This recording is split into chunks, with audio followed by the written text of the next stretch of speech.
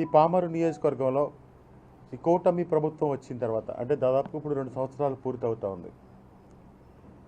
ఎప్పుడు లేని విధంగా దాదాపు ఒక 20 సంవత్సరాలు వెనక్కి వెళ్తే ఈ పామరు చరిత్రలో ఎప్పుడు లేనటువంటి సంఘటనలన్నీ కూడా జరుగుతూ ఉన్నాయి.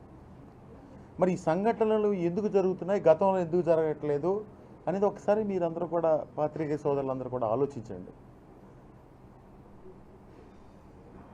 ఇక్కడ శాసనసభ్యుడు ఎమ్మెల్యే అవటమే గొలువేపల్లి వెళ్ళాడు. గొలువేపల్లి వెళ్ళి మీకు ఓటేసాం, నిన్ను ఒకసారి మా ఇంటికి రా అంటే అతనేదో ఎదిరించినట్టు లేకపోతే ఇంకోటో చనువుగా మాట్లాడతారు కాబట్టి తీసుకొచ్చి పోలీస్ స్టేషన్లో పట్టుకుని చితకొట్టేశారు గొలువేపల్లిలో. దానికి ఎవరిని బలి చేశారు? ఈ సిఐ గారు అప్పుడు ఉన్నటువంటి ఎస్ఐ గారిని తీసుకెళ్ళి ట్రాన్స్ఫర్ చేశారు.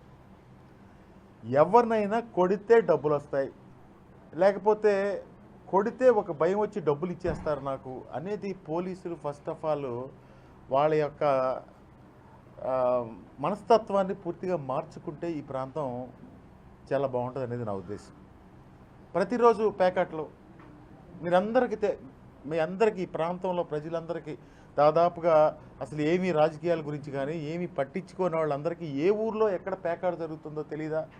సరే, పేకాట ఏదో సరదాగా ఆడుకుంటారు, ఈ పేకాట ఏదో మేము వ్యతిరేకం లేకపోతే ఇట్లా మాట్లాడడం కాదు.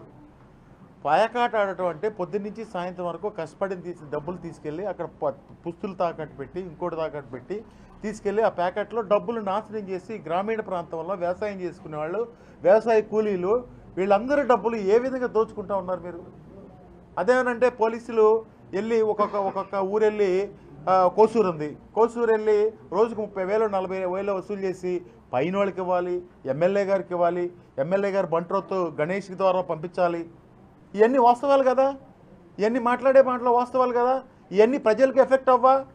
ప్రజల యొక్క వాళ్ళ జీవన ప్రమాణాల మీద ఎఫెక్ట్ అవ్వా? అంటే మీరు ఒక విధంగా ప్రజల్ని దోచుకుంటా ఉన్నారు. ప్రజలను ఒక విధంగా పోలీస్ స్టేషన్లో మామూలు వసూలు చేసి ఎప్పుడు కొత్తగా నేను ఎక్కడ వినలేదు. ఎంఆర్ఓ ఆఫీస్కి వెళ్తే ఎంఆర్ఓ ఆఫీస్లో ఏం మాట్లాడతారు?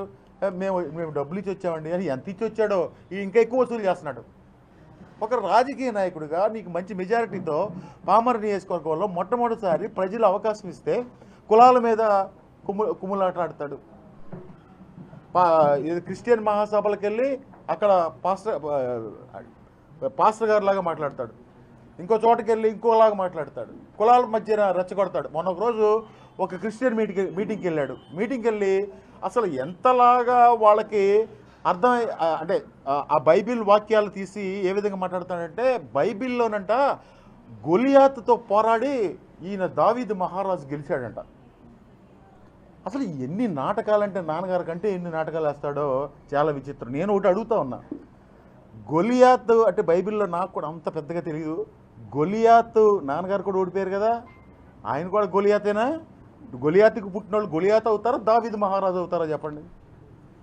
అట్లాగే గుళ్ళకి వెళ్తావు, గుళ్ళకి వెళ్ళి కైలా అనిల్ కుమార్ మతాల మధ్య విద్వేషాలు సృష్టిస్తాడని చెప్తావు. ఇవన్నీ రకరకాలుగా ఏదో అంటారు. నాగాపురం విషయం ఉంది, నాగాపురంలో వాళ్ళతో అవినీతి మాట్లాడుకుని ఇదే పోలీసులు ఇదే శాసనసభ్యుడు ఎప్పుడు లేని విధంగా 40 సంవత్సరాల నుంచి వాళ్ళ పొజిషన్లో ఉంటుంటే వాళ్ళ మీదకి వెళ్తావు. గంగానమ్మ గుడి ఉంటే ఆ గంగానమ్మ గుడి వెళ్ళి గోడబడ కొడతాకి 500 మంది పోలీసులను పెడతారు. ఇళ్లలో నుంచి ఎవరిని రానివ్వరు.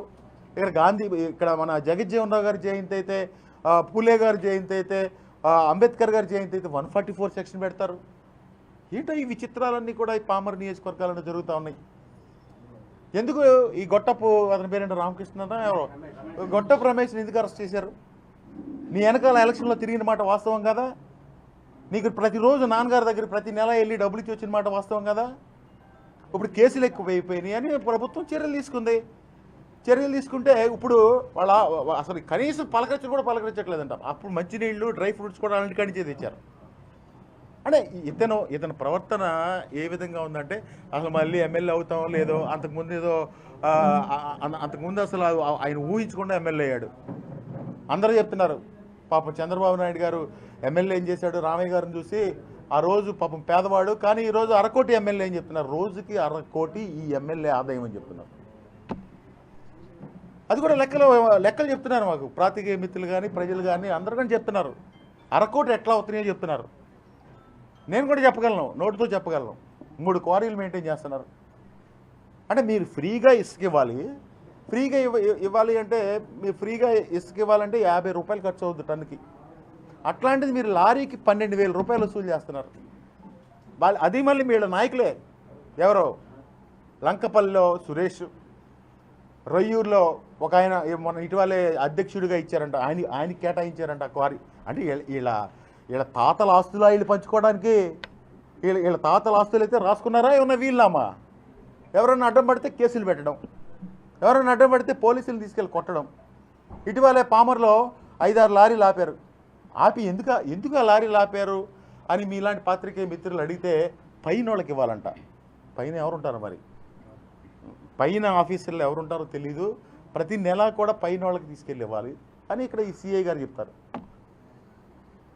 అంటే ఇంత దారుణమైన పరిస్థితులు పామరు నియోజకవర్గంలో ఎప్పుడు కూడా ఈ ప్రజలు చూస్తుండ్రు. ఏమంటాడంటే అసలు ఈ కైలే అనిల్ కుమార్ ఈ అభివృద్ధిని అడ్డుకుంటున్నాడు. ఏమి అభివృద్ధి చేసావు నువ్వు? 2 సంవత్సరాలు అయిపోయింది, ఏం అభివృద్ధి చేసావు? బస్టాండ్ని ట్రాన్స్పోర్ట్ మినిస్టర్గా ఉండగా పేరు నాని గారిని బతిమలాడి, సార్ పామరు మీరు కూడా ఎక్కి దిగుంటారు బస్సు, ఆ పామరు బస్టాండ్ అది నాశనం అయిపోతుంది సార్, బస్సులు కూడా రానివ్వట్లేదు, లోనకి రావట్లేదు, డ్రైవర్లు వెళ్ళిపోతున్నారు, ఏంటో ఆ బస్టాండ్ని ఇచ్చేయండి అంటే ఆయన ఆర్టీసీ ఎండీ గారిని తీసుకొచ్చి 1,50,00,000 రూపాయలు శాంక్షన్ చేయించి ఆ బస్టాండ్ని బాగు చేస్తే నేనంటాడు బస్టాండ్ నేనే బాగు చేస్తాను. చెప్తే చెప్పుకో, ఏదో అంటారే ఇక అవన్నీ నాకు రావు. హాస్పిటల్లో జగన్మోహన్ రెడ్డి గారిని రిక్వెస్ట్ చేసి నియోజకవర్గానికి ఒక సిహెచ్సి కావాలి సార్, ఇక్కడ సిహెచ్సి లేదు, ఇది కొత్తగా ఏర్పడిన నియోజకవర్గం అని రిక్వెస్ట్ చేస్తే ఆయన క్యాబినెట్లో పెట్టి 7.5 కోట్లు శాంక్షన్ చేశారు. సరే మీరు నిమ్మకూరులో పెట్టే ఇంట్రెస్ట్ ఉంది, నిమ్మకూరులో కూడా, నిమ్మకూరే మా వేరే ప్రాంతమేం కాదు, ప్రజలకు ఉపయోగపడే విధంగా చేయమని మేము అడుగుతా ఉన్నాం. ఈ విధంగా ఇతను అదేనంటే ఏం మాట్లాడతాడంటే కైలే అనిల్ కుమార్ అభివృద్ధిని అడ్డేసుకుంటున్నాడు. కైలే అనిల్ కుమార్ని అంటే ఏం చేయాలో అర్థం కావట్లేదంట ఆయన. ఏం చేస్తాను నువ్వు? నేను నీకులాగా ఇసుకలో ఉన్నానా? లేకపోతే పసమారు చెరువు, ఈ ఊరే చెరువుతో 3 కోట్ల రూపాయలు పెట్టి చెరువు ఏమన్నా తోమేమా? ఆ రోజు ఏమన్నా మా చిన్ని వాళ్ళు ఏమన్నా నీ దగ్గరికి వచ్చారా? అంటే ఎంతసేపు కూడా దోపిడీ, కొట్టడం. ఎవరైతే ఈ సమాజంలో అమాయకంగా కనపడతారో, లేకపోతే సామాజికంగానో ఆర్థికంగానో ఎవరైతే తక్కువగా కనపడతారో మీరు తీసుకొచ్చి పోలీస్ స్టేషన్లో కొడితే వాళ్ళేమీ ఆత్మాభిమానం వాళ్ళు చంపుకుని బతకరు. అదొకటి గుర్తుపెట్టుకోండి. గౌరవ పామర్ ఎమ్మెల్యే గారు, మీకు ఎలక్షన్ దాకా కాదు, రోడ్డు మీద ప్రజలు నిలబెట్టే రోజులు దగ్గరలో కాదు, అవి దగ్గరలోకి వచ్చినాయి. మీరేదో ఫంక్షన్లకు వెళ్ళో లేకపోతే ఇంకొకరికి తిరిగో నేనేదో పామర్కి సేవ చేసేయడం కాదు. గణాంకాల్లోకి వస్తే పామరులో ఎక్కడ ఇళ్ల స్థలం ఇచ్చావు, పామరులో ఎక్కడ రోడ్లు వేసేసామంటారు. ఏం రోడ్లు వేసేసారు మీరు? మేము కూడా వేసాం రోడ్లు. మేము రోడ్లు వేయకుండా లేం. ప్రతి గ్రామానికి ఒక సచివాలయం కట్టాం, ప్రతి గ్రామానికి 1 కోటి రూపాయలతో ఒక వ్యవస్థను ఏర్పాటు చేసింది జగన్మోహన్ రెడ్డి గారు. ప్రతి ఒక్కరికి కూడా కులం మతం చూడకుండా మొత్తం సంక్షేమ కార్యక్రమాలన్నీ గౌరవప్రదంగా ఇంటికి తీసుకెళ్ళాం. ఈ వ్యవస్థలన్నీ నిర్వీర్యం చేసింది మీరు కదా. కైలే అనిల్ కుమార్ అభివృద్ధి అడ్డుకుంటూ ఆగిపోతుందా? నీకు దమ్ముంటే అభివృద్ధి చేయి. నువ్వు కడతానన్న పామర్లు ఇంకా బ్రిడ్జ్ కట్టు. పామర్లో ఇళ్ల స్థలాలంటే మళ్ళీ టిట్కో ఇళ్ళు ఇస్తాడంట. టిట్కో ఇళ్ళు నువ్వు ఇచ్చేదేంటి? వాళ్ళే కట్టుకుంటారు. అంటే నువ్వు బ్యాంకులో 8 లక్షలు 12 లక్షలు, ఇప్పుడు 12 లక్షలు నేను అడిగాను సార్, 12 లక్షలు ఎంతో పెంచారని అంటారు. నీకు 12 లక్షల రూపాయలు పామర్లో నీకు డబ్బులు కడితే టిట్కో ఇళ్ళు కట్టిస్తే నువ్వు కట్టించేదేంటి? 12 లక్షలు పెట్టి ఈరోజు ఇల్లు కూడా కట్టుకోగలరు. నువ్వు ఎలక్షన్ ముందు చెప్పింది ఏంటి? అనిల్ కుమార్ ఇలా చేయలేదు, మేము చేస్తాం, 3 సెంట్లు స్థలం ఇచ్చి మీ అందరికి ఇల్లు కట్టిస్తామని చెప్పిన మాట నువ్వు వాస్తవం కదా?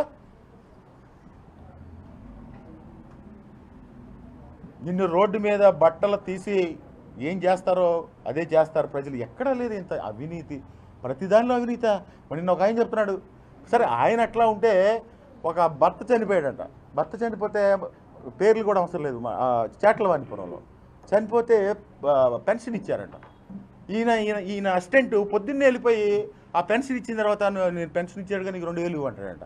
అంటే పైన అట్లా ఉంటే ఈయన ఇట్లా ఉన్నాడు. ఈ వ్యవస్థ అంతా ఇట్లా ఉంది. అదేవిధంగా నిజంగా బాధాకరం, అందరికీ పిల్లలు ఉంటారు. నిన్న నేను సబ్ జైలుకి వెళ్తే సబ్ జైలుకి వెళ్తే ఆ పిల్లని చూస్తే కళ్ళంట నీళ్ళు వచ్చినాయి. చదువుకుని ఏ తండ్రి కూడా తట్టుకోలేడు. పిల్ల అభివృద్ధి చెందితే తట్టుకోగలుగుతాడు, కానీ ఈ విధమైనటువంటి విషయాలు వస్తే తట్టుకోలేడు. ఏదైతే నాతో సహా ఏ తండ్రి తట్టుకోలేడు. నాకు ఆ పిల్ల నాకు ఎందుకు అంత బాధ వచ్చిందంటే, నేను ఎలక్షన్లో ఓడిపోయాను. ఓడిపోతే వచ్చి నన్ను ఇలా చేయబట్టుకుని కళ్ళంటి నీళ్ళు పెట్టుకునే అమ్మాయి ఆ రోజు అలా ఏడుస్తూ వచ్చింది. అంటే అవి ఒక ఎమోషనల్గా నేను కూడా చెప్తున్నాను, నేను చాలా బాధపడుతున్నాను. ఎందుకంటే అందరికీ ఆడపిల్లలు ఉంటారు. ఏ తండ్రి కూడా వెళ్ళి అక్కడ, ఏ తండ్రి కాదు, మేమందరం కూడా ఒప్పుకునేది కాదు. నువ్వేంటి ఒకవేళ జరిగింది అనుకోకుండా ఎమోషనల్గా, ఒకవేళ వాగ్వివాదం జరిగి ఉండొచ్చు, ఒకవేళ పెనుగులాట జరిగి ఉండొచ్చు. ఏ తండ్రిని కొట్టేస్తాడు? ఎవరండి పోలీస్ స్టేషన్లో మీరు కొట్టడానికి? ఎవరిని కొట్టినా ఎవరి ప్రాథమిక హక్కులు లేవా? మేము కూడా చూస్తాం. నేను కూడా ఈ కేసును వదిలిపెట్టే ప్రసక్తే లేదు. వాళ్ళందరి మీద కూడా చర్యలు తీసుకోకపోతే నేను చిన్నిని వాళ్ళ భార్యని రేపు వారంలో ఢిల్లీ తీసుకెళ్ళి నేషనల్ ఎస్సీ కమిషన్లో, హ్యూమన్ రైట్స్ కమిషన్లో చర్యలు తీసుకోకపోతే డెఫినెట్గా కూడా పిటిషన్ ఫైల్ చేయిస్తానని కూడా చెప్తున్నా. ఎందుకంటే ఆడపిల్ల చదువుకునే పిల్ల, రేపొద్దున భవిష్యత్తు ఉంది. రేపొద్దున ఆ పెళ్లి అన్ని రకరకాలైన కారణాలు ఉంటాయి. ఇవన్నీ కూడా పక్కన పెట్టి నీకు 307 నీకు చట్టం నీ చేతిలో ఉందని రాసేస్తారా? అదేనంటే నోటీసులు ఇస్తారా? ఇవన్నీ ఎక్కడ చూడలేదు. కృష్ణా జిల్లాలో కొత్త సంస్కృతి చూస్తూ ఉన్నాం. ఎల్లకాలం ఒకటే జరగదు. దయచేసి పాత్రికేయ మిత్రులు కూడా ఇవన్నీ కూడా కొంచెం మీరు కూడా చర్చించండి. ఏదంటే చట్ట పరిధి దాటే వరకు ఎవరైనా సరే, నేనైనా ఇంకొకరైనా, చట్ట పరిధి దాటి ప్రవర్తించిన వాళ్ళకి ఎప్పటికైనా ఆ శిక్ష పడుతుంది. అది టైం దగ్గరలో ఉంది. అసలు ఎక్కడ చూసాం ఆ గొట్టపు రామకృష్ణ అని అతను అసలు చూడలేకపోయాం. ఆ గణేష్ చుట్టూనే ఎదిరిగాడు. ఆ గణేషే తీసుకెళ్ళేవాడు, లోన్ పెట్టించాడు. గొట్టపు రమేష్ అంట, ఆయనే ప్రెసిడెంట్ క్యాండిడేట్ అన్నారు. రేషన్ బీమా ఎత్తనాడు, ప్రెసిడెంట్ క్యాండిడేట్గా పెట్టేస్తున్నా ఉన్నాడు. ఇప్పుడు అంటారంటే అసలు మాతో దగ్గరికి రావద్దు, మాతో మాట్లాడొద్దు అంటారంట. ఇవన్నీ కూడా అసలు నువ్వు చదువుకున్నావు, ఆస్ట్రేలియా వెళ్ళానంటాడు. ఎందుకు వెళ్ళావు ఆస్ట్రేలియా? ఈ మధ్య ఆస్ట్రేలియాలో ఇల్లు కడుతున్నారు అంటున్నారు. ఇక్కడ ఏదో కైలాన్ అనిల్ కుమార్ పామర్లో కట్టాడు, ఆస్ట్రేలియాలో ఇల్లు కడుతున్నారని చెప్తున్నారు. మంచిది, ఆస్ట్రేలియాలో ఇల్లు కట్టు, బ్రహ్మాండం. కైలాన్ అనిల్ పామర్లోనే కట్టింది. లోటస్ పాండ్ అన్నావు, అదన్నావు, ఇదన్నావు.